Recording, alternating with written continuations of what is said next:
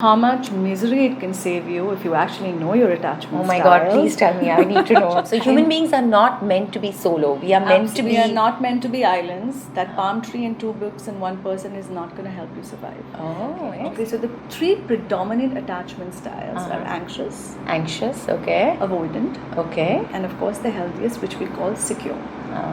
Okay. Okay. So can you tell me what is the anxious attachment style? So basically the anxious attachment style is, they're the ones who need a lot of connection. Right. Probably more than what is required. Yeah. Right? So they need, like, say, a few calls a day. Yes. Yeah. And tell me that you love me, tell me that you want me. They also tend to get very inquisitive and curious about the other person. Right? Right. What is he doing? What is she doing? They are hypersensitive to rejection. Okay. They're very preoccupied with the thought of the relationship. So most of the time they're kind of looping and getting obsessive about it. Okay. And they are constantly asking you to do things for them. Oh. Right? Like what? So demonstrations. Oh, demonstrations. To show that you love me. Show that you love me. Show me that you love me. Yeah, in whatever way, show me that you love me, because I need that X amount of reassurance for my activation system or attachment system to get reassured. So they need excessive reassurance. Okay. So what is the avoidant now? So the avoidant basically is someone who likes to basically maintain a certain amount of distance in the relationship. So as you come closer to this person, their attachment system gets hijacked. They feel anxious. Actually, they feel anxious inside, but the way they show it is by shutting down. So when they get close, or when they feel like they're catching feelings, when they feel like they're falling in love, they push you away. Which is what their distancing starts. Okay. They don't value intimacy so much. They value independence more. Right. They believe in autonomy. Right. So basically, they're the ones who will want a lot of distance. So when you get closer to them, they're the ones who are going to pull away. Okay. They have activating strategies like keeping you at distance. Okay. Right. So you don't have much autonomy in the relationship.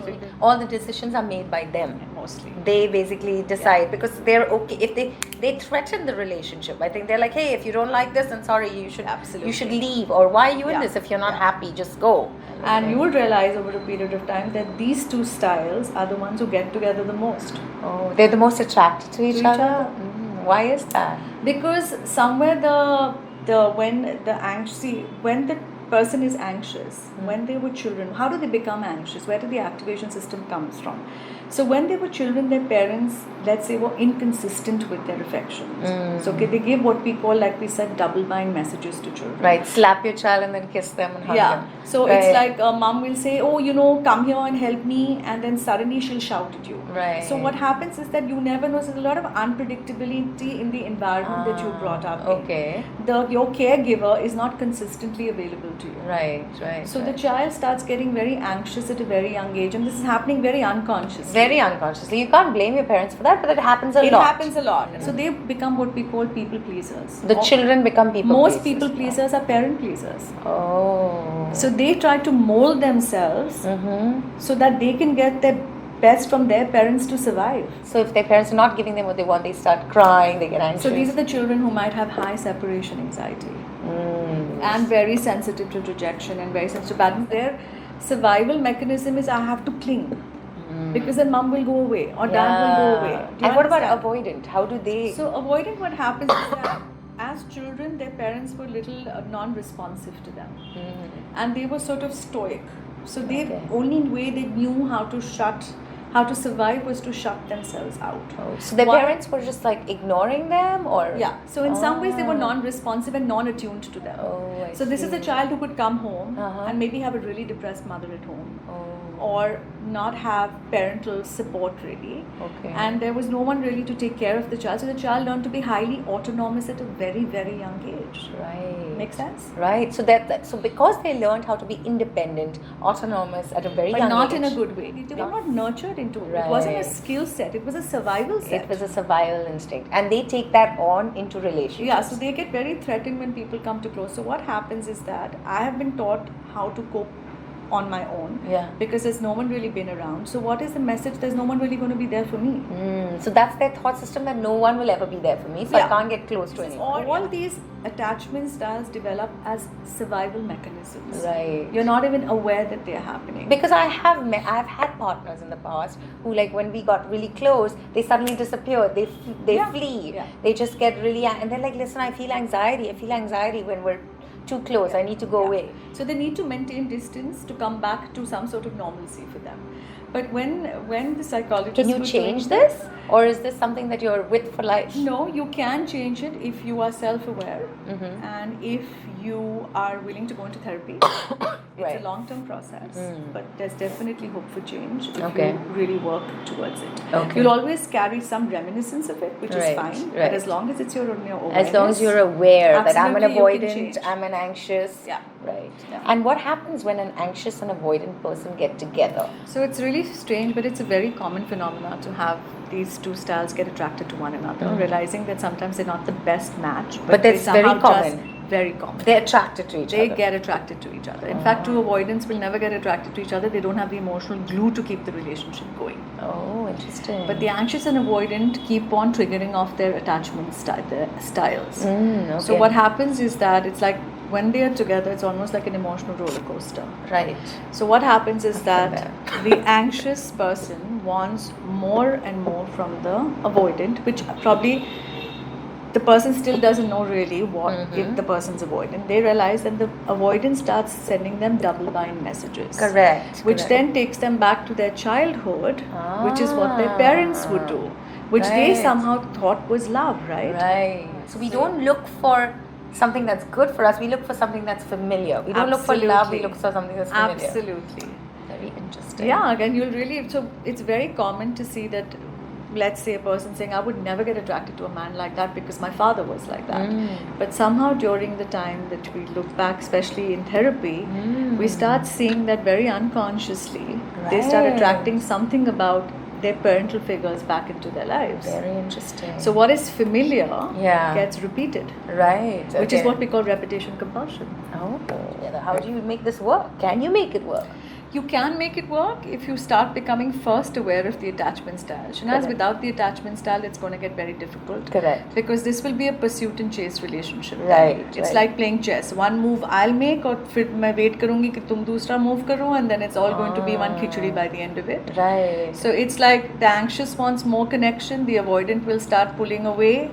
Then once the anxious starts pulling away, then the avoidant will come closer to it, and you must have seen this. Oh my God, Yeah. So yes. this game of chess goes on. Goes on and it's nobody very... really settles into the relationship. Right. Actually, relationships that feel good are a very peaceful feeling. It's So what very is a settled. secure attachment? Like, what does it feel to be secure? I know, I have that attachment? question all the time, and women are like, they're secure men or secure women? Yeah. Yes, they Yeah, are. Lots are of they? them. Yes, yes. So secure people with secure attachment styles are reliable, they're consistent, they're flexible, they are empathetic, the decisions are usually made together, they're concerned about your well-being, right? It's they show up for you, right? They are not uncompromisable. When you talk about things, they're willing to change their styles, they're willing to look into things. So they'll say things like, oh, you are behaving like this because you're too clingy and needy. You're too emotional. Or, or I don't like spontaneity. Why did you have to come? So you don't have much power to sort of, there's no sharing of power. Right, right. They want to feel like they're free and adventurous. Probably. So they end up cheating. So they're not, like, we won't say they're cheaters, but they might use cheating as a way to hold you at bay. Right. Right. They're the people who will withhold things from you. So they are the ones who withhold sex as well sometimes. Absolutely. Okay, so if you want to have sex, they'll be like, becomes no. a power. Ah, Power game. Right. So the avoidance will be like, sorry, I don't want to have sex tonight. Everything is very bartered in the avoidant relationship. There's a lot of bartering that's happening. I'll give this to you. I'll only do so much for you. And I'm only... So your stomach is never full in this relationship. Which is where the anxious person comes in, right? Because this is what triggers their attachment style. Right. And they get more. So they get more and more needy and more, I want, I need, and I want. Yeah, right? yeah, So yeah. they both, the avoidant and anxious, had equal anxiety. It's just that the avoidant shut it down. Right. Right? So it's They're not able like to shut it down. It's not like the avoidant doesn't get anxious. Mm. He or she does. Mm. But for them, shutting down is a strategy. Right, But right. inside, they're still anxious. But do they need relationships? Because these people say they want to be Absolutely. independent. That's the confusion. So what happens? Very is confusing. that- They keep coming back. Why? because they actually want to be connected. They want. They want to be connected. They want to be in a relationship. But the moment they get into a relationship, this is what they start getting. They fearful start and- getting Yeah. anxiety. They feel like, I've actually heard people say, like, to me, love is like a cockroach. I want to get it off me. Or like I start feeling, my heart starts beating fast when I feel like, oh my God, this is becoming a relationship, but this is becoming serious. But the funny thing is, paradoxically, because we are so biologically wired to find someone Yeah. to feel protected and cared for, Yeah. we'll immediately go back to the man or woman who says, "Oh, I don't want a relationship." Yeah. We'll actually in some time go back to finding a relationship. Right. Because we are biologically you are wired wired like not that. to be alone. Absolutely. Or they go to find casual sex, is what I read. So because they feel clothed, they feel like they got this Superficial connection. superficial connect. They feel like, okay, I got this casual sex, this makes me feel intimate for that amount of time, and they withdraw. So But you will see avoidance even in long-term relationships. yeah. So doctor, how come these avoidants, they're like, oh, love is like a cockroach, I just want to get it off me. But then when they leave, they always come back. What is that about? So The Sheena, avoidants keep going and coming, going and coming. I know, but you'll really be surprised to hear that once you start, when you choose a partner, there is no question about whether dependency exists or not. It always does. So the moment the avoidant even thinks about going towards a partner, he's actually leaning towards wanting a relationship. Yeah, right. So the fact is that dependency and leaning towards a person is biologically wired within us. So Within us as he human was beings. going to go back over there only where he wants to run from. So he's just like running back and forth. Exactly. So is he having angst or not? He's like a rat in a maze. He doesn't know how to get out of it, but he's still compelled to go. Maze. I like that. That did not mean offense to anybody, but it's just that. Yeah, right. and He's they back don't and know- forth, right? Exactly. He doesn't know what to do. One side of him is like, I want. So I've literally had people in my life, I'm telling you, who would push me and pull me. That's right. Like one of my exes would actually bring me close to kiss him and then he would push me away from the other side. And then I'd stop and I'd be like, you're pushing me and pulling me. Do you want me to kiss you? Or do you not want me to kiss you? And he would be shocked that he was actually doing this. So can you see the typical avoidant behavior? Yeah. I want you close to me, but Yeah. as you soon as you come close to me, I will push you away. Yeah. And it sometimes happens very unconsciously. So they are the people who you might kiss for a minute or two and then suddenly push Yeah, you yeah, away. yeah, They won't allow the kissing they won't lean into it. Right. Because they're always on alert. Yeah. They can't even properly kiss. They can't lean into the relationship, Shanaz. They don't have the skill set to do it. Oh. So So they- what can they do? Because there are many avoidant people around, especially in the dating pool today, Absolutely. because they're like the ones who come back into the dating pool like immediately, right? Yeah. The anxious and secure people may take their time to heal. So The there are a lot secure people might take time to Yeah. heal. Yes, the avoidance come back very fast. of avoidance come Because back they later. are the tendency to, oh, come on, let's move on, gotten over this, let's go find the Another next person to be and, with. and then they start the they same repeat pattern. the same history again. Oh. So when I literally said the rat in the maze, if you don't self-reflect, if you don't go into therapy, if you don't understand, if you don't read, if you don't garner self-knowledge, you're going to be running around in the circles. Right. And if the rat wants to get out of the maze, it has to sit still for a while, not chase, think, and really start feeling the way out of the maze. So basically, it's like the anxious and avoidant are playing a game, right? So they both are willing to play the game. Who Right. will not be willing to play the game is the secure. Right. The secure person will say, hey, I don't want you avoidant because Yeah. you have this ridiculous way of pulling away. Yeah. Anxious, you just don't know where to have any boundaries. Oh. So either of those things Right. will not sort of work for me. Yeah. But it's the anxious and avoidant that will play the game, right? And this game can continue for years This unless can it's continue. not. Yeah. Unless they don't treat Till you it. become so miserable and hit rock bottom, and then you start asking for help. Right. Right. If your emotional needs are unmet, you're going to be miserable in the relationship. Mm-hmm. If your emotional needs are met enough, you're still going to be satisfied in this relationship, right? Correct me if I'm wrong. The avoidant. Usually, I hear from avoidant people like, "Hey, I don't have emotions.